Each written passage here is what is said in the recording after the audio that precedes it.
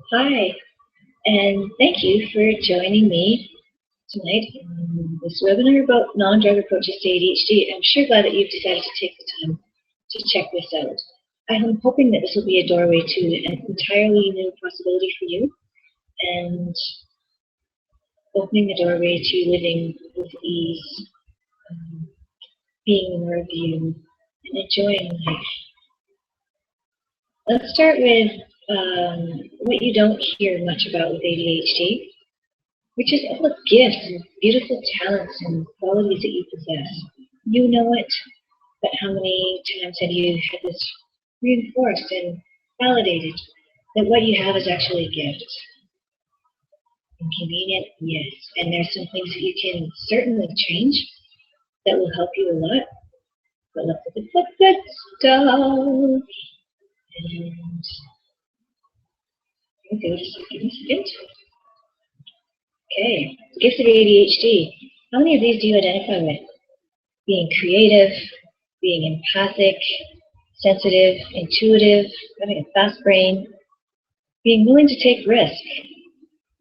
It makes no difference to you, and therefore being adventurous, energetic, having lots of drive with intense focus when you're interested, and having a brain that's like a mind map, and seeing the big picture, and actually preferring to see the big picture and then find out where things fit rather than going painfully step by step, as probably many of your elementary school teachers at least want to lead you.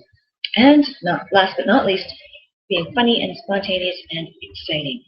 What's better than something new, a new adventure? So when you're looking at all of this, please remember that this is you. This is really you. This is the truly you, the true you. And what you want to be able to do is uncover them. What is ADHD and what isn't it? Let's look first at what it isn't, because I think ADHD gets misdiagnosed so many times that it's overdiagnosed. In fact, in 2011 alone, in the USA, 11% of children were diagnosed with ADHD. 6.1% of children were on ADHD medications. That's partly why I'm interested in doing this, is because I'm quite concerned about the way that we are medicating our very youngest generation. ADHD can be a lot of different things.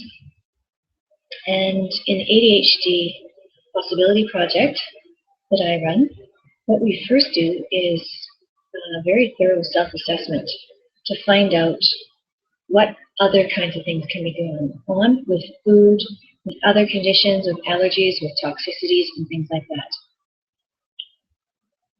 What I think needs to be necessary if it's truly ADHD is that there are some kind of variations in some of the genes.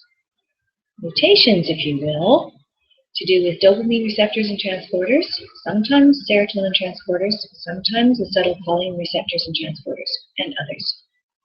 And ADHD is hereditary, so if you have it, one of your parents at least has it, and if your child has it, guess who else might be needing to pay a little attention to it as well? What is the aim of what we're doing here? Just so that you can be you and have more ease in your life. I talked to one of my students who was very ADHD at school, and I said to her, what would it be like just to have more of you? And she looked up at me and she said, I'm not very good, or I don't think that would be very good, or something like that. And I said to her, but what if you could be more of who you really are? And tears came to her eyes. Isn't that what we all want, is to be more of who we really are, who we know is beautiful and wonderful and powerful and sweet,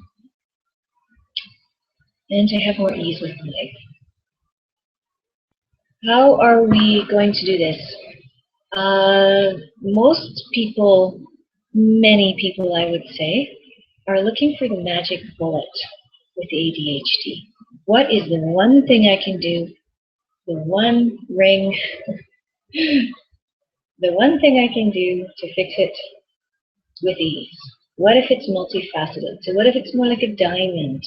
There's beauty in every facet, and you need to do a few different things to make your life better.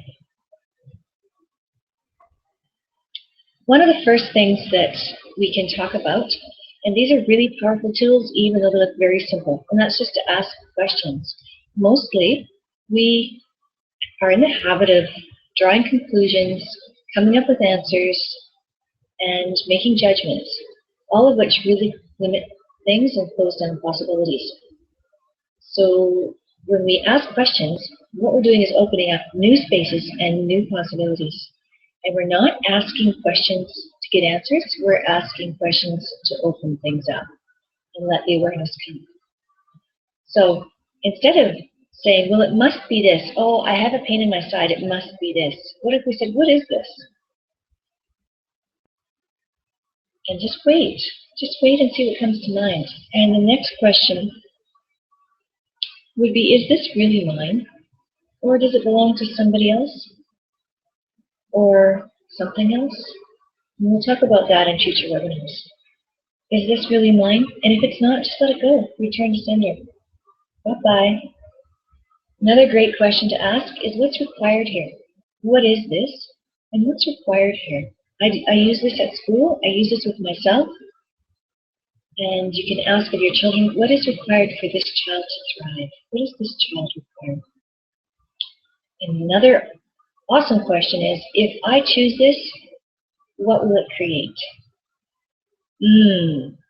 I can choose this, and what will that create? And just go into the space of that. Get the energy of what that is. So if I choose to go here, what's that going to create? If I choose to say this, what's that going to create? If I choose to do this, what's that going to create?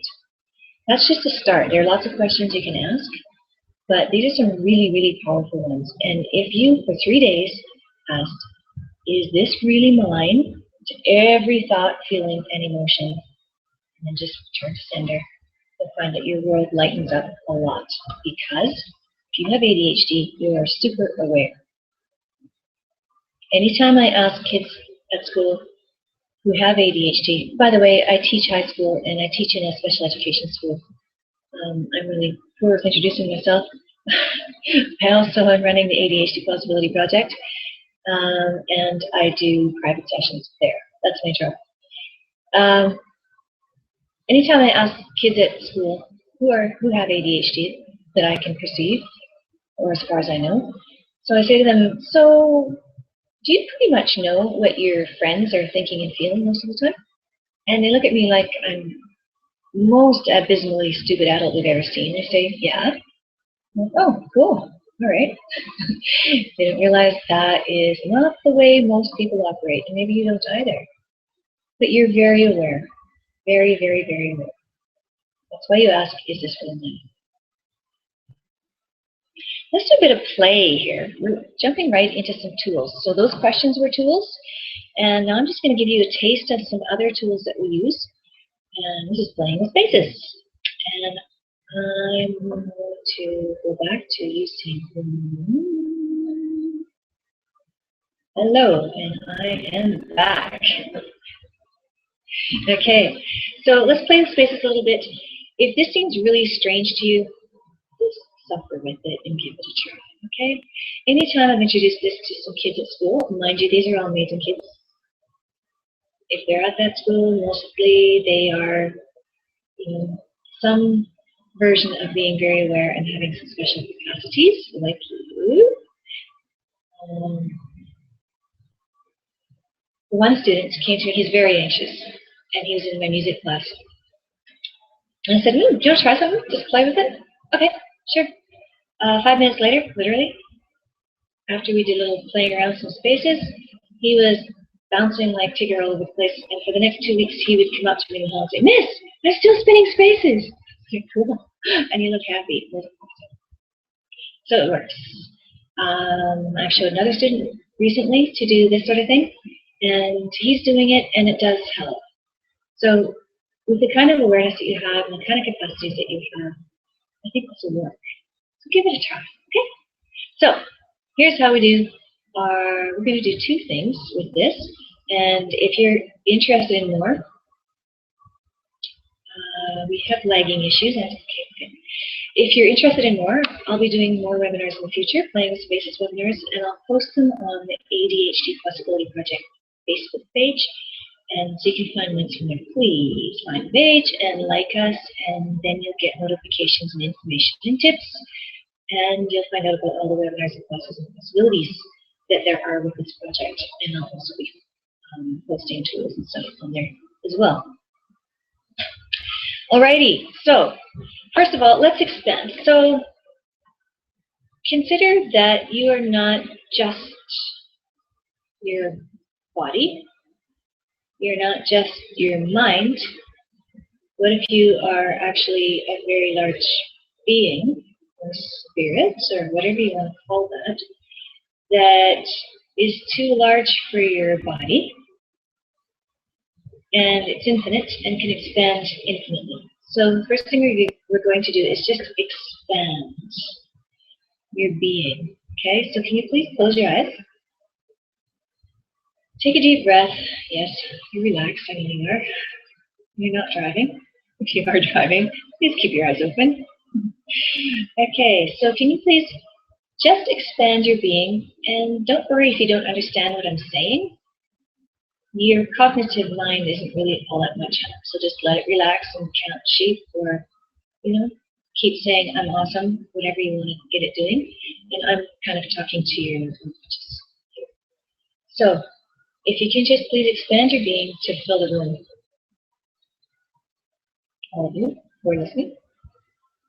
Okay. Good. Now expand it to fill the neighborhood.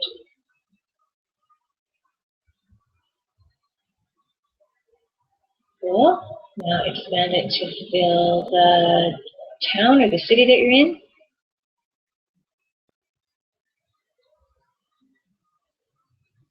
Okay. Feeling lighter already. Now can you please expand it? And this will work whether you're listening to it now or 5 months from now. Because when we work with energies and spaces, time and distance are meaningless. Travels across time and space. Okay, fill the city. Now expand it to fill the province, Canada, or state, if you're in the States. Okay, expand. Keep going, keep going, keep going.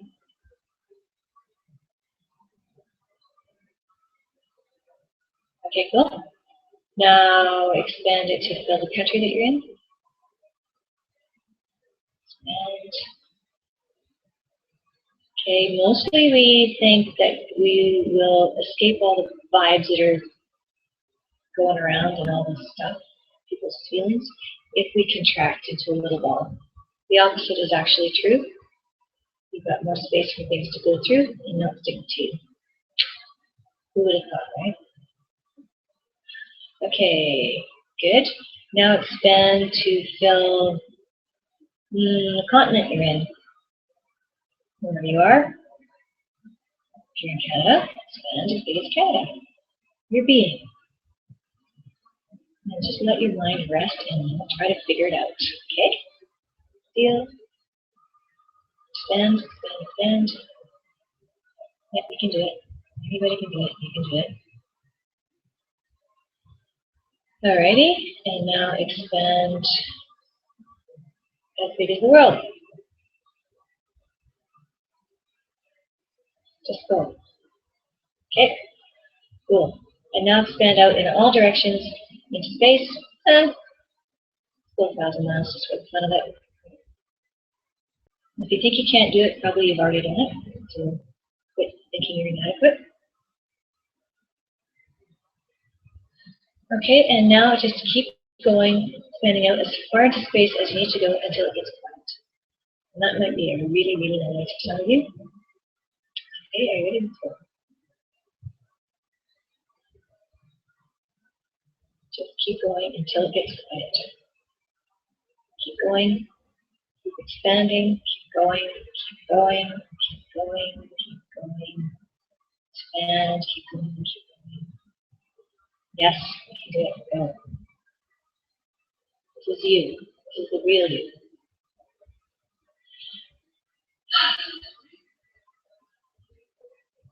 Okay. How's that feel? A little bit better? So do this as often as you can. I've like a lot of times during the day because we just contract in and build up. You just have to keep expanding and just do that. And you can listen to this over and over and bookmark it or whatever you need to do to find it. I'll maybe make some exercises, but for now, let's go. Okay, so now can you please scan your body and just see if there's any kind of dense spot or something that hurts or doesn't feel all that good, sensations isn't that great. Just, is there anything in your body that doesn't feel that great? Not, you know, the life tragedy. Let's not deal with big stuff, just first thing. Something that feels kind of contracted or dense or unpleasant. Okay, now take that from wherever it is and put it out in front of you. Big hands. Put it out in front of you about 2 feet, 1.5, 2 feet or so. Okay, and bring my hands back here so you can see them. So just pretend that it's a globe. Okay, you know how the globes can spin? Well, what we're going to do is just play with it like it's a globe, a sphere, and we're going to spin it and play with it. And just as a globe can spin forward, to spin backwards, it can spin at this angle, this angle, this angle, this angle, and all the way around the circle.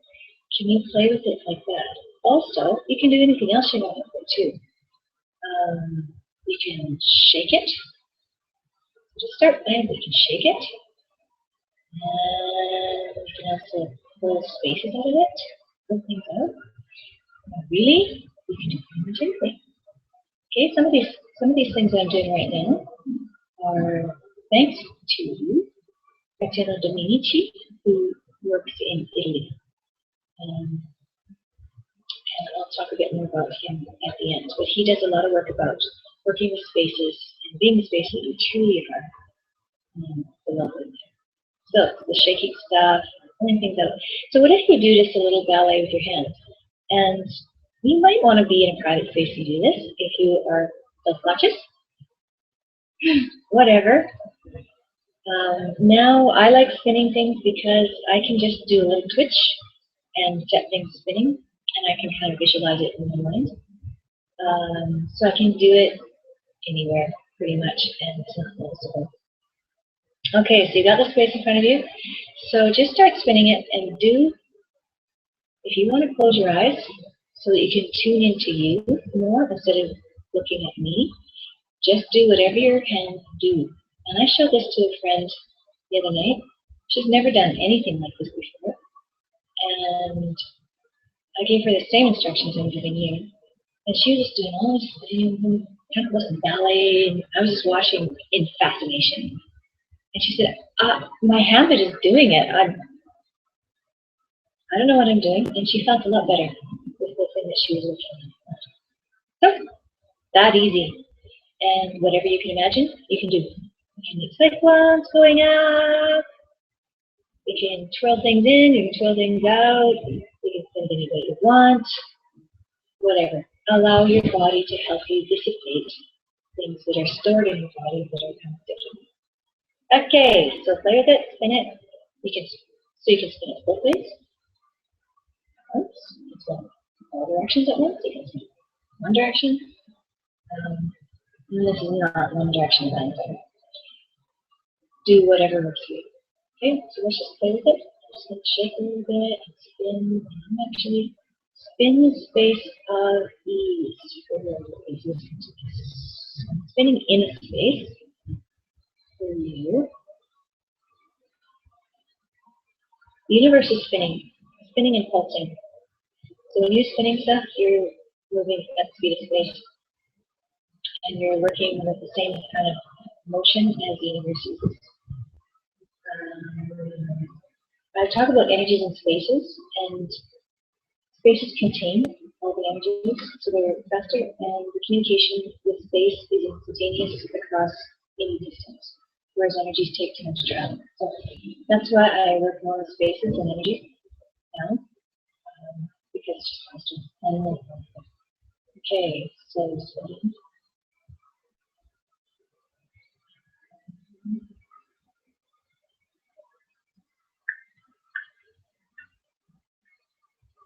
you're playing with your space, and just trying to bring yourself and the leaves until they're speed.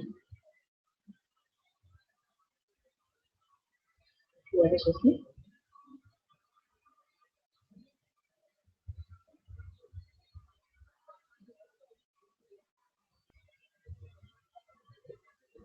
Okay, just keep playing with it, do whatever you need to do.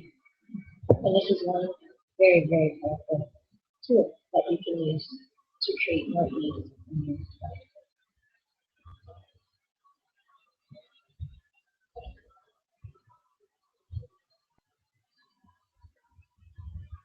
Ease is in a lot of people's rooms now. So, okay. In the interest of time, I'm gonna shorten this up, but you can play with it a bit more. And I'll be doing future webinars about playing with spaces when we go into it more detail. And actually, we'll do probably hangouts where we can actually work together and communicate a few people at a time. So please go to ADHD Possibility Project Facebook page and like it, and then you can know when we're doing hangouts and join in. All right, just keep that going. Okay, now let's get back to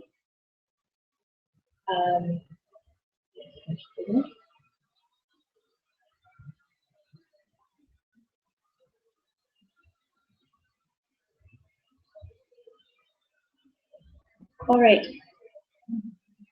So that's one thing. So we've covered a couple things, questions, and playing spaces.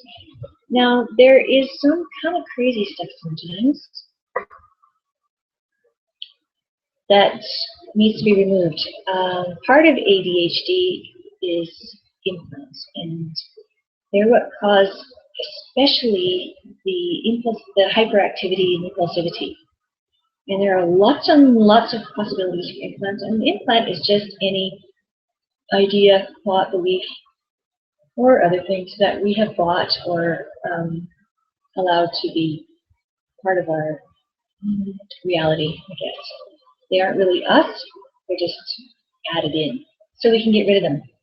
Sometimes they're kind of hard to get rid of on your own, but you certainly can do a lot of that yourself.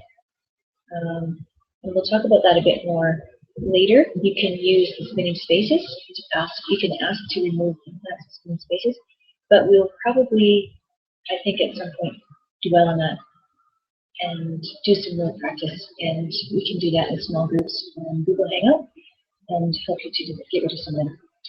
My personal theory is that some of these implants are kind of strange, and they have a biological interface in the brain. Now, I'm not going to get into all the biological stuff very much in this webinar, and what I would recommend is you go to lonseth.ca or ADHD Possibility Project Facebook page and find free download of an ebook called The ADHD Brain for Non-Scientists Like Me. And we'll find out more about that. All that stuff, all the neurochemicals and stuff that's going on in the ADHD brain. So, in somebody with ADHD, there is a higher number, and you won't hear any doctors say this, just kind of a holistic thing, and not many people are aware of it, I don't think. The level of bacteria in the prefrontal cortex is higher than it should be, sometimes a lot higher.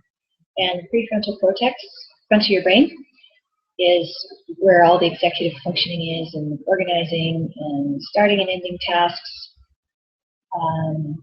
being able to organize, plan how long something's going to take, edit things, monitor yourself, all that stuff. So my theory is that these implants are connected to bacteria there. They shouldn't be able to be there because it's very difficult for bacteria to cross the blood-brain barrier, but they are there. Another thing that needs to be cleared is trauma. Studies have shown that trauma is associated with ADHD, and that can be easily cleared using these kind of tools as blank spaces. And there's other twisted stuff too. Some of it can be difficult to find on your own, and I certainly love doing private sessions, and I can do them with Skype or in a Google Hangout privately. So please contact me if you're interested in doing this kind of thing. I also do bodywork. I'm in Toronto, in the Beaches area, and if you're anywhere near there, you can come and work with me in person if you like. And we can do all that twisted crap and get more ease with everything. When I do bodywork, usually I'm running some body processes, which usually involves touching your head lightly, or some, not your body that much, but some, and doing this kind of basis work with your body directly, and doing all sorts of really, really interesting stuff. Okay, if you can stand a little bit more biology, here we go. So dopamine and serotonin are two major players in ADHD, and there are others.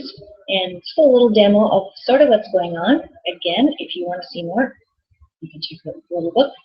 So dopamine is produced in the ventral tegmental area, right there, and it projects to the prefrontal cortex, like we were just talking about, the front of your brain, and it also projects to this little blue area, which is the nucleus accumbens, and that is part of the reward circle. It goes round and round and round and round. So people with ADHD are more prone to addiction because of low dopamine, because looking for more reward, and obesity and other things like that. This is the pathway that's responsible for that. Okay, dopamine is also produced in the substantia nigra there, and it projects to the striatum, which is responsible for motor control. That's why some kids with ADHD have difficulty with handwriting and tying shoes and can be clumsy, but not everyone has all these kinds of problems. It also projects from the VTA to the hippocampus, and that is where you would it would affect memory issues. Okay, serotonin is produced in the brain nuclei, upper and lower, and as you can see, it goes all the way through and around the brain and affects absolutely everything, and it also goes down the spinal cord. There is nothing that happens in your brain that's not influenced by serotonin. It's really, really important. And you can read this slide at your leisure, all the other things. Okay, more on that. That's what the little ebook cover looks like, so check it out if you're interested. Alrighty, some other things that we are going to look at that help ADHD. Yes, who would have thought? Physical. Did you know that a 30-minute walk per day, a brisk walk, will raise your dopamine levels? That's all it takes. That's all it takes, a 30-minute brisk walk. So any aerobic activity is going to increase your dopamine. A walk also, when you exercise, other things are secreted too when you walk. Endorphins, serotonin, brain-derived neurotropic factor, which reduces depression, and this has implications for, yes, depression, anxiety, self-esteem, and all those wonderful things. So get physical, please. It's the best favor you can do to yourself, for yourself. There was a 1999 study, moderate intensity exercise of 40 minutes, 3 to 5 days per week, produced the greatest mood boosting benefits. And in 2014, they did a study with kids who had regular exercise and it improved their executive functioning. That is major cognitive functioning. It's awesome. 2013, they did a study with grade school kids. They had 26 minutes of daily physical activity, and it significantly allayed symptoms of ADHD. So, really, really, really important. Get out in nature. We're especially wired to be nurtured, to be healed, to be restored by nature. And this isn't just, nicey-nicey stuff. There have been studies done, again, in 2004, children who did tasks in nature had less symptoms when they were performing the tasks in open green spaces than they had in other places. In 2008, children performed, it was a study again, children performed better on tests of attention after a 20-minute walk in nature as opposed to a 20-minute walk in residential area or uptown or downtown area. And interestingly enough, open green spaces produce better results than closed green spaces like the picture that you're looking at. So get out in nature. I often actually I live a 7-minute walk from a lake. It's my sanity. And I'll just go down and lay right on the sand beside the waves, listen to the water, and let nature do its thing. That's great. Use it. It's there for you. Okay, serotonin. With ADHD people, serotonin is usually low. If you have OCD, your serotonin will be low in terms of being metabolized, but there'll be a lot of free-floating serotonin, high. OCD, your dopamine will be high. So if you have both, it gets a bit confusing. I am going to be doing a number of workshops to do with raising serotonin happiness experiment. It's a major player in in ADHD as much as dopamine. They took out the dopamine genes out of mice, and it made no difference to their impulsivity. Interesting. And then they treated the serotonin levels, increased serotonin, and they calmed right down. So, yeah, it's a lot of effect there. Low serotonin associated with anxiety, depression, insomnia, anger, aggression, hostility, and a few other things you don't want to have. So in this little workshop, what we're doing is people learn how to assess their own serotonin. That's a test, so assess your own. And then we do some exercises to change our thoughts, what we're thinking about, and reassess serotonin levels. When I've done this with kids at school, their serotonin levels have gone up 9% just because of thinking of things that make them feel good, things that are beautiful, things that bring them pleasure. So your thoughts are really powerfully impactful. And in the workshop, then we do some work with spaces and energies, and then we assess again. Well, that's kind of the idea. You can do this yourself without the assessment if you don't know how to do that yet, by just writing every day 10 things, or as often as you think about, 10 things that are beauty to you, 10 things that make you feel good, 10 things you're grateful for. I'm not saying 40 things. Just, I have a journal, it's like anything that brings me pleasure, makes me feel good, is beautiful, something I'm grateful for, something makes me feel good, whatever. And that will increase your mood, increase your serotonin levels. Do it. And I will be doing future workshops online and in person in probably the beaches area of Toronto. Please contact me through Facebook probably, or email through my site if you're interested in these. All right. I mentioned Graziano Dominici before. He is doing webinars online. He'll be doing another one soon about being in your, what he calls your dominant space, the space where you're truly being you and your being is actualized in your body. And your serotonin, it's going to raise your serotonin when you're in your dominant space. Exactly. All right. Now, what if you worked with your body instead of against it? It could make a big difference in your life. So when we do the self-assessment in the ADHD Possibility Project, we're checking for all this stuff: food and diet, endocrine function, allergies, neurochemical levels, blah, blah, blah, blah, lots of stuff. And then you can monitor them yourself. You do this by learning to muscle tests. I'm not going to do that on this webinar because you can go straight to YouTube and find all sorts of little things about learning the sway test, which is the easiest one, And I'm just going to show you just a second here, and I'll show you some other ones. I'm not sure how to do them, just to give you the ideas. So with the sway test, when you stand in a neutral position, your body tends to move towards things that are congruent, that it likes, that it feels that they're good for it, it wants, desires, and tends to move backwards from things that are unpleasant. So you can experiment with that in comfort of your own home.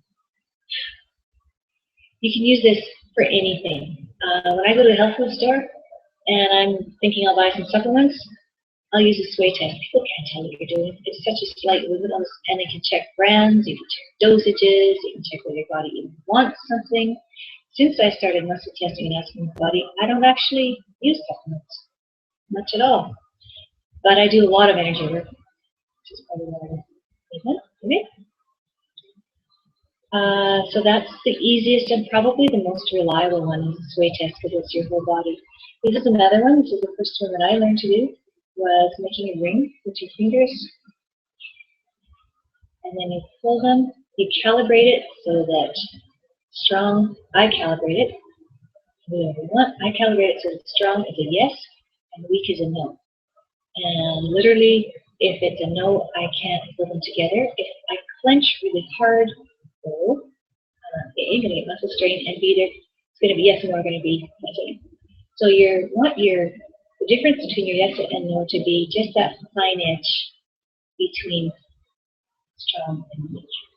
So yes and no, yes, pretty gentle there. Another one that I use now, because it's faster, I'll put one finger, middle finger on top of the pointer finger and press down. So I've calibrated it that this is a yes. You know what? Muscle testing is just training wheel through intuition. So if you already know, cool. I start second guessing it. It's like, what's it going to be? Okay. Another thing that's really effective and far more reliable than any of the muscle testing is light and heavy. So if something's congruent for you and your body, true for you, not necessarily anyone else, personal, then it's light and expansive. It just feels like expansive. And if it's heavy and contracted, that's a no. And all it is yes and no, red light, green light. Doesn't mean it's universal truth. Please don't impose it on somebody else. Okay, so that's the muscle testing that you can do.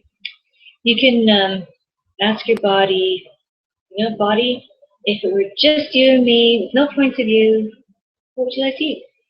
What would you like to wear? Can you go to this thing tonight? Truth? Light or heavy?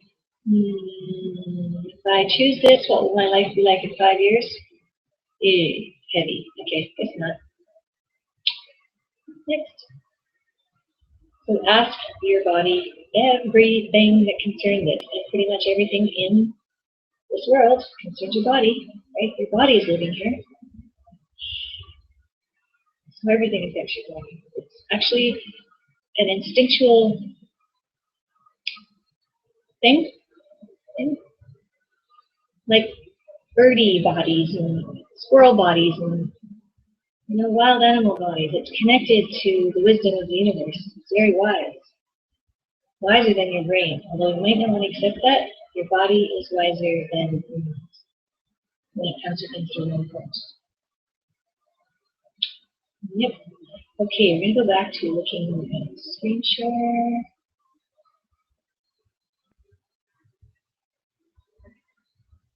Food.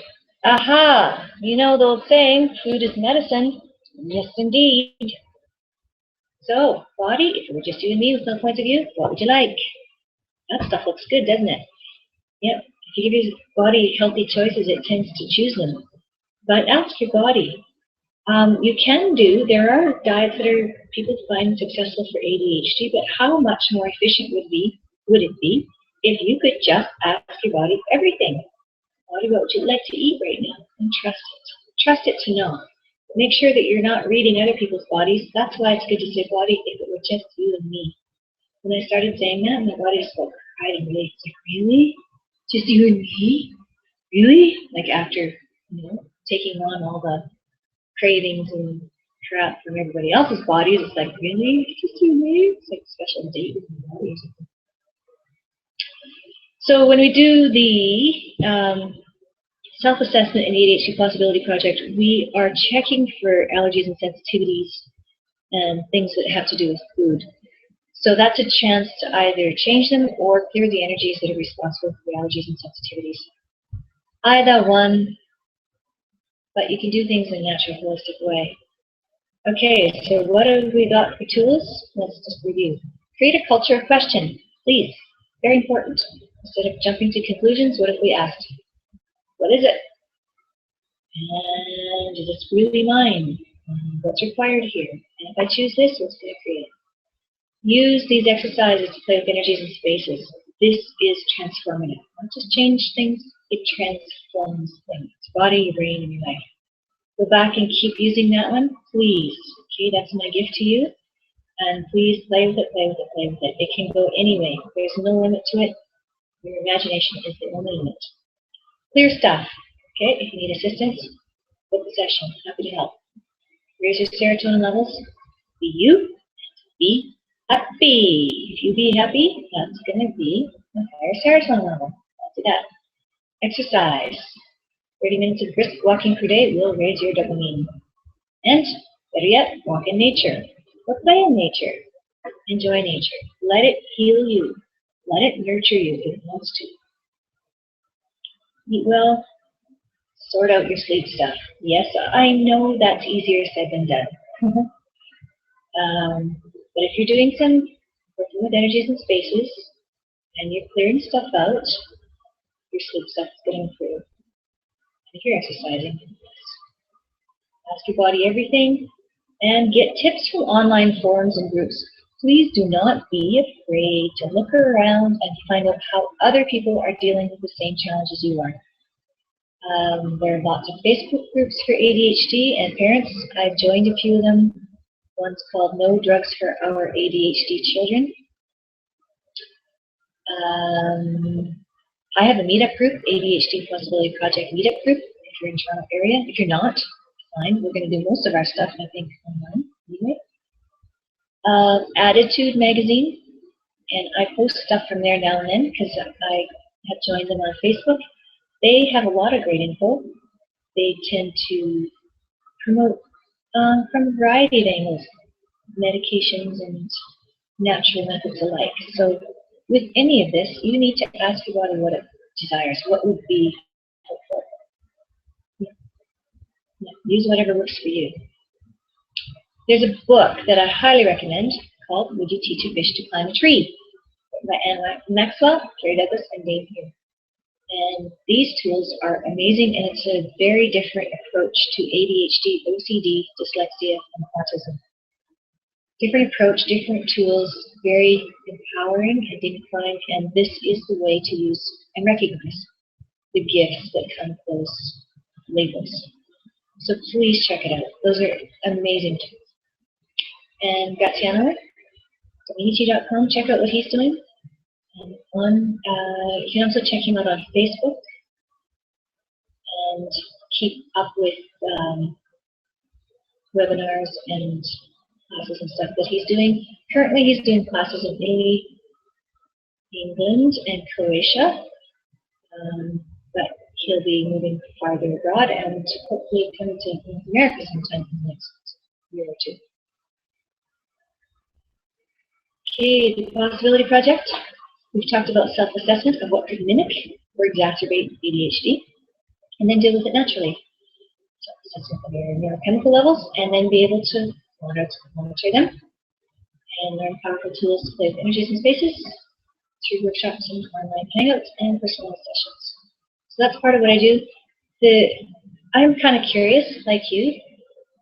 I like to learn, and I'm curious about things. And one thing that it's just fun for me. It's like, wow, okay, I can muscle test and find out anything from anybody. How cool is that? And what if now we could try different kinds of tools and then see what changes that brought to the dopamine level? how that changed the serotonin level. If we can actually change DNA, you know what? Wouldn't that be cool? And find out how every endocrine gland is functioning, at what percentage of optimum is it functioning, and then do stuff and see if we can get everything right and sort it out. So that's kind of my hypothesis or aim for this project, is to be able to change serotonin and dopamine levels without drugs, to do with everything else, and to be able to monitor what's going on with that at the same time. And I think that's it. So please do check out ADHD Possibility Project on Facebook, on Meetup. Check my site, lonseth.ca. And put yourself in a position to get some notifications. I'm not annoying like that. I'm too much, too disorganized to be annoying yet. Be thankful. But you will get notifications if you like the Facebook page, and that's probably the place where there's the most activity at the moment anyway. So like it, join it, and thank you very much for hanging in there for this. And if you get bored, stop it and look at it at another time. All right, I'm also going to join, I don't know if you can go backward to the Google Plus Hangout, but I'll put links there. And I'll put a list of links on the Facebook page and on my website so that you can find some stuff. I have lots of links and resources and articles. So far they're in a document, but I'll find some way to get them out there for you to look at them. Thank you for joining me. Hope that you got something out of this. Please go back and play with phases and ask questions. And get out there and exercise in nature and be happy. Talk to you again. Thank you. Bye.